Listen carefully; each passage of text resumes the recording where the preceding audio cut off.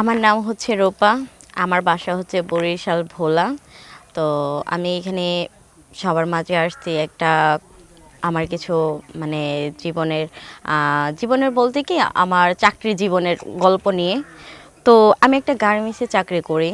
তো আমি চাইছিলাম আমি সবসময় সৎ পথে চলে কি আমি সৎ পথে চলে সৎ পথে ইনকাম করব। কিন্তু কিছু কিছু কিছু কিছু কুকুরদের জন্য আর কিছু কিছু কথা আছে না, অমানুষদের জন্য সৎ পথে চলা যায় না ও সৎ পথে কোনো কিছু করা যায় না। আমি যতই চাই নিজেকে মানে নিজের সম্মানটাকে নিজের দেহটাকে আগলিয়ে রাখবো, কিন্তু ততটাই সুযোগ নিয়ে কিছু কিছু অমানুষরা আমার সাথে অনেকটা খারাপ ব্যবহার করে। আচ্ছা, আর যে কাজটা আমার সাথে হচ্ছে সেই কাজটা অন্য একটা মেয়ের সাথেও হবে। আর যদি এই অমানুষদের যদি বিচারটা যদি হতো তাহলে তো কখনোই তো কোনো নারী তো চাকরিতে যে ধর্ষণ হতো না, কখনো কোনো অপমান হতো না, অপদস্থ হতো না। কিন্তু একটাই একটাই সমস্যা, সেটা হচ্ছে আমাদের সমাজের কিছু কিছু মানুষ আছে এই অন্যায়টাকে প্রশ্রয় দেয়, কিন্তু কখন অন্যায়টাকে প্রশ্রয় দেওয়াটা ভালো না। অন্যায়টাকে যদি আমি যদি প্রশ্রয় যদি দিই তাহলে অন্যায়টা আরও অনেক দূরে চলে যাবে। কেন এটা উচিত, অন্যায় যত হবে তত অন্যের প্রতিশোধ হবে। আমরা যদি অন্যায়টাকে যদি সাপোর্ট করে যাই তাহলে কখনোই কিন্তু সেই অন্যায়টা কিন্তু মানে হবে না। আর অন্যায়টাকে যদি আমরা প্রশ্রয় যদি দিই তাহলে অন্যায়টা দিনে দিন বেড়ে যাবে। তো সেটার উদ্দেশ্যে আমি যদি আজ যদি এই চাকরিটা যদি করি তাহলে হ্যাঁ, আমার অভাবের সংসার দেখে আমি চাকরি করি, কিন্তু আজ কী করব? কথায় আছে না, এখন যদি পেটে যদি ভাত যদি না থাকে তাহলে কোনো কিছুই ভালো না। আজ দুনিয়াতে এত কর্ম এত যাই হচ্ছে এত কষ্ট পেটের জন্যই তো।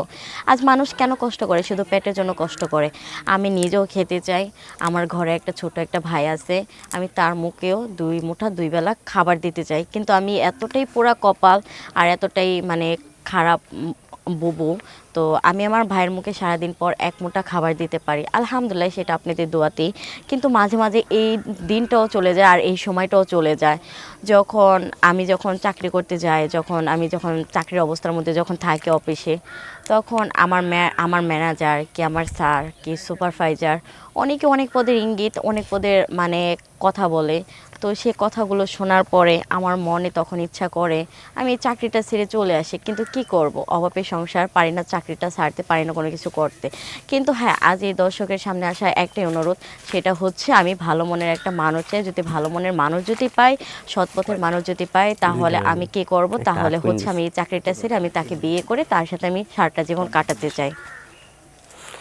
তো এখন আপনি কি চাইতেছেন আপনার দর্শকের কাছে? আমি চাচ্ছি দর্শকের কাছে, তো আমি শুনছি এখানে আসলে বলে অনেক ভালো মনের মানুষ পাওয়া যায়, কি ভালো জিনিস পাওয়া যায়, কিন্তু আমি কোনো ভালো জিনিস পেতে চাই না। আমি টাকা চাই না, আমি বাড়ি চাই না, আমি গাড়ি চাই না, শুধু ভালো মনের একটা মানুষ চাই, সেটা হচ্ছে আমার একটা স্বামী লাগবে। কেন আমি যদি একটা স্বামী যদি পাই তাহলে আমি সংসার করে থাকতে পারবো, আমার রূপ যৌবন আমি সব কিছু ধরে রাখতে পারবো। কেন আমার সম্মানটা আগে, আমার টাকা পয়সা এগুলো পরে। কেন আজ যদি আমি যদি একটা ছেলেকে যদি বিয়ে করি তাহলে আমার সম্মানটা ধরে থাকবে। আর যেটা আমার স্বামীর প্রাপ্য, তো আশা করি সেই জিনিসটা আমার স্বামীকে দেওয়ার জন্য। কেন শুধু আমার শরীরের প্রতি মানে প্রাপ্য থাকবে আর থাকবে, সেটা অধিকার যদি থাকে তাহলে আমার শরীরের প্রতি, তাহলে একমাত্র আমার স্বামীর, আর কারোর কোনো অধিকার নেই।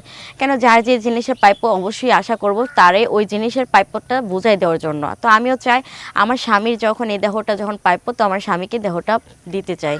আচ্ছা, আপনার সাথে কি যোগাযোগ করলে কিভাবে যোগাযোগ করবে? আমার সাথে যদি যোগাযোগ যদি করতে চান তাহলে এই পেজটাকে ফলো করে শেয়ার অপশনে ক্লিক করেন। শেয়ার অপশনে ক্লিক করলে বাদে অবশ্যই দেখবেন আমার হোয়াটসঅ্যাপ নাম্বার ইমো নাম্বার আছে, সেখানে ফোন দিলে আমাকেই পাবেন। ঠিক আছে, ধন্যবাদ।